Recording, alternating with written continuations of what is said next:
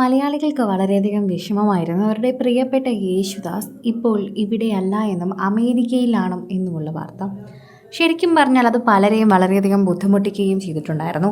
പലർക്കും ദാസേട്ടനെ കാണണമെന്നും അദ്ദേഹം ഒന്ന് വരണമെന്നും ഒക്കെ ആഗ്രഹമുണ്ടായിരുന്നുവെങ്കിലും പലപ്പോഴും അദ്ദേഹത്തിനെ ക്ഷണിക്കാൻ പറ്റാതെയും കാണാൻ പറ്റാതെയും പോയത് അദ്ദേഹം വിദേശത്തായതുകൊണ്ട് തന്നെയാണ്.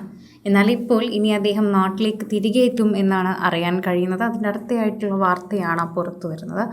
ഇതിന് കൃത്യമായ വാർത്ത ഉണ്ടെങ്കിലും അദ്ദേഹത്തിൻ്റെ തിരിച്ചുവരവിനെക്കുറിച്ച് വളരെയധികം കൃത്യമായി പറയുന്നില്ല എന്നത് മാത്രമാണ് ഒരു ചെറിയ വിഷമം. യേശുദാസ് ജനിച്ചു വളർന്ന ഫോർട്ട് കൊച്ചിയിലെ വീട് ഏറ്റെടുത്ത് സംഗീത മ്യൂസിയം ആക്കുമെന്ന് പ്രഖ്യാപിച്ചിരിക്കുകയാണ് ഇപ്പോൾ കൊച്ചി കോർപ്പറേഷൻ.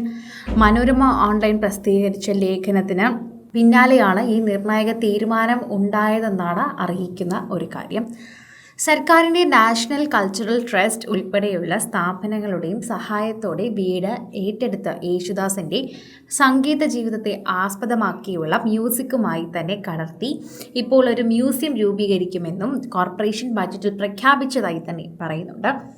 ഇപ്പോൾ പല കാര്യങ്ങൾ പ്രഖ്യാപിക്കുകയും കോർപ്പറേഷൻ നിലവിൽ വന്നതിന് ശേഷം അവർക്ക് ചെയ്യാൻ പറ്റുന്ന കാര്യങ്ങളെക്കുറിച്ചും ടൂറിസത്തിനെ വളരെയധികം തന്നെ മുന്നോട്ടെത്തിക്കുന്ന രീതിയും ഇതിൽ ഉൾപ്പെടുന്നുണ്ട്. അതുമായി ബന്ധപ്പെട്ട് തന്നെയാണ് അദ്ദേഹത്തിൻ്റെ ഈ വീടിനെ ഇങ്ങനെ പുനരുദ്ധാരിക്കുന്നതിനെക്കുറിച്ച് ഇവർ സംസാരിക്കുകയും ചെയ്യുന്നത് എന്നാണ് ബഡ്ജറ്റിന് പിന്നാലെ തന്നെയുള്ള ചർച്ചകളിൽ പറഞ്ഞത്.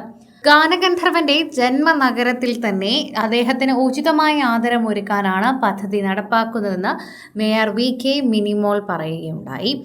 6 കോടി രൂപ ചിലവിൽ നടപ്പാക്കുന്ന പദ്ധതികളുടെ വിശദമായ പദ്ധതി രേഖ കോർപ്പറേഷന് കീഴിലുള്ള centre for heritage, environment and development തയ്യാറാക്കും. യേശുദാസിന്റെ ഗാനങ്ങൾ മുഴങ്ങുന്ന ഗന്ധർവ സംഗീത വീഥിയും ഒരുക്കും. നഗരത്തിലെ ഒരു പ്രധാന വീഥിയും ആധുനിക സംഗീത സംവിധാനങ്ങളും പ്രയോജനപ്പെടുത്തിയാണ് സംഗീത വീഥിയാകുന്നത്. യേശുദാസിന്റെ പേരിൽ അടുത്ത വർഷം ദേശീയ സംഗീതോത്സവം ആരംഭിക്കുമെന്നും അറിയാൻ സാധിച്ചിട്ടുണ്ടായിരുന്നു.